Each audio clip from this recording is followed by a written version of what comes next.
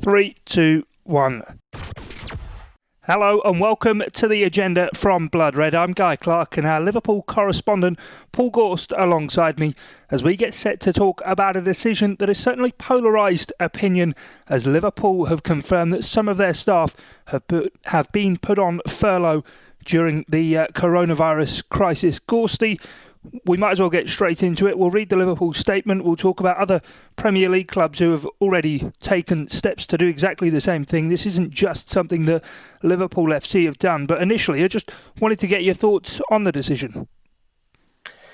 Well, the first thing we should say is the staff are being paid 100%. I think a little bit of that was lost in the immediate outcry of condemnation. So essentially, Liverpool are using the furlough scheme that the government has established to pay 80% of the staff, and then they're topping up the extra 20%. So no Liverpool employee is really being disadvantaged by this.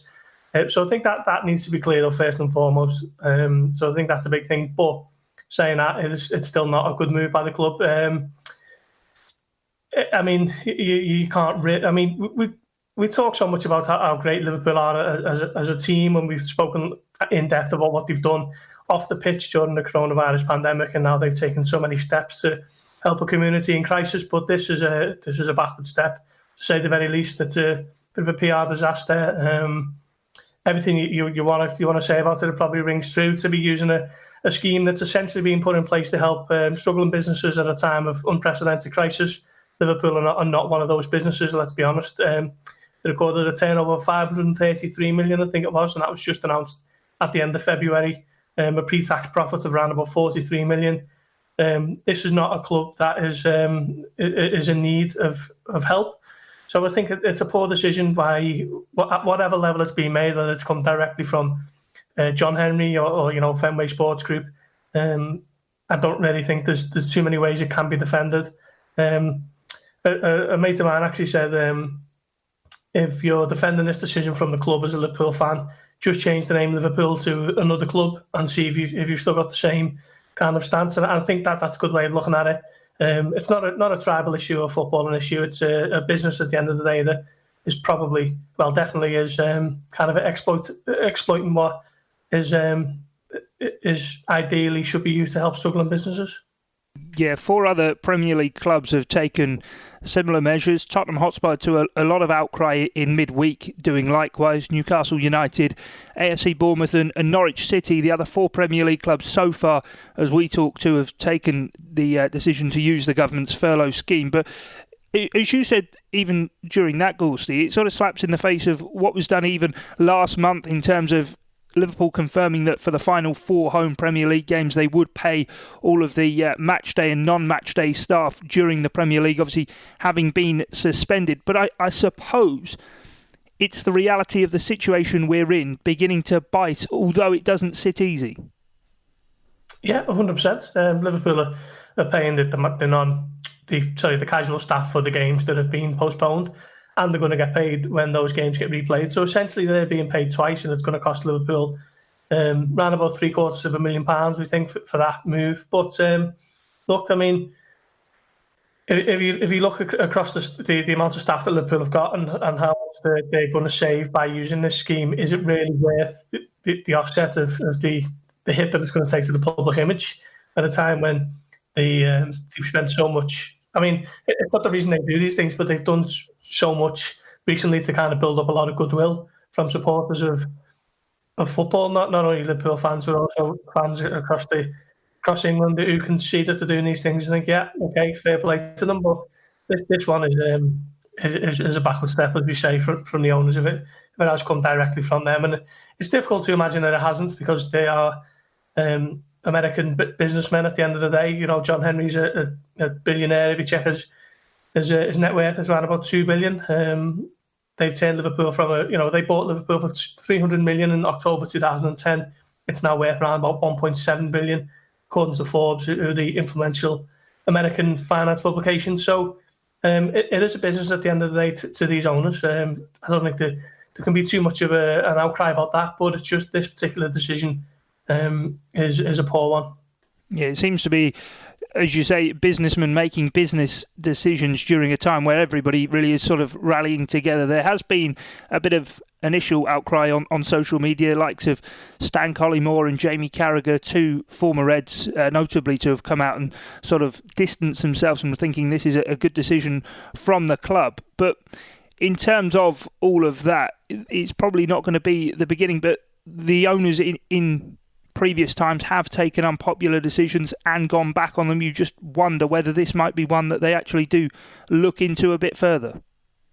Yeah, so you look at the ticket prices in 2016, was it, when the fans walked out at the 77th minute at home to Sunderland for basically protesting the ticket plans, and that was quickly, there was a quick change of heart from Fenway Sports Group at the time, and they deserve credit for listening to the people and listening to the people who are essentially putting money in their pockets. Whether the outcry will be of a similar level again, and how that kind of manifests itself from the social media world into the real world.